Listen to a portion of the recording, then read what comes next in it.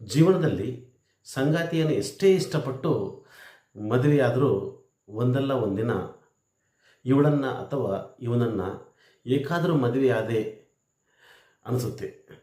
ಅವರಲ್ಲಿರುವ ಒಂದು ಬಗೆಯ ಕೊರತೆ ನಮ್ಮನ್ನು ಕಾಡುತ್ತೆ.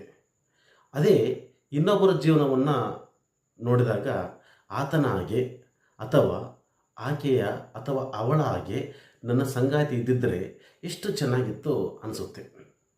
ನಿಜವಾಗಿ ಹೇಳಬೇಕು ಅಂತಂದರೆ ಯಾರೂ ಪರ್ಫೆಕ್ಟ್ ಅಲ್ಲ. ಯಾರ ಹತ್ರ ಹಣ ಇರುತ್ತೋ ಅವ್ರ ಹತ್ರ ಸಮಯ ಇರಲ್ಲ. ಯಾರ ಹತ್ರ ಸಮಯ ಸಿಗುತ್ತೋ ಅವ್ರ ಹತ್ರ ಹಣ ಇರಲ್ಲ. ಯಾರು ರೊಮ್ಯಾಂಟಿಕ್ ಆಗಿರ್ತಾರೋ ಅವ್ರ ಮೇಲೆ ಭರವಸೆ ಮೂಡಲ್ಲ.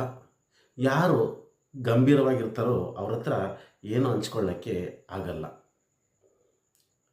ಸತ್ಯ ಹೇಳುವವನ ಮಾತು ಕಹಿ ಅನಿಸುತ್ತೆ. ಸಿಹಿ ಸಿಹಿಯಾಗಿ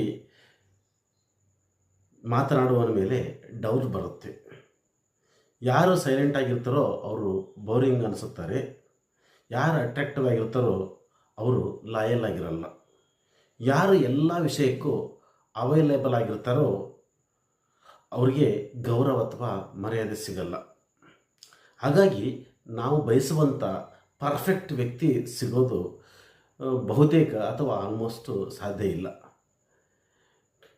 ನಿಜವಾದ ಪ್ರೀತಿ ಅಂದರೆ ಅವರಲ್ಲಿರೋ ಕೊರತೆಯನ್ನು ಸ್ವೀಕಾರ ಮಾಡಿಕೊಂಡು ನಮ್ಮಲ್ಲಿ ಸ್ವಲ್ಪ ಕೊರತೆ ಇದೆ ಎನ್ನುವ ಸತ್ಯ ಒಪ್ಪಿಕೊಂಡು ಇಬ್ಬರು ಹೊಂದಿಕೊಂಡು ಬಾಳೋಣ ಎಂದು ಖುಷಿಯಾಗಿರೋದೇ ಜೀವನ.